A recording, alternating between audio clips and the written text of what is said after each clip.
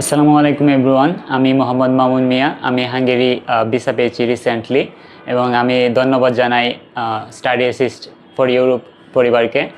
এবং তারা অনেক হেল্পফুল এবং আমি আমার জার্নির শুরু থেকেই তারা অনেক সাহায্য এবং ভালো বিহেভিয়ার দিয়ে আমাকে সহযোগিতা করেছেন।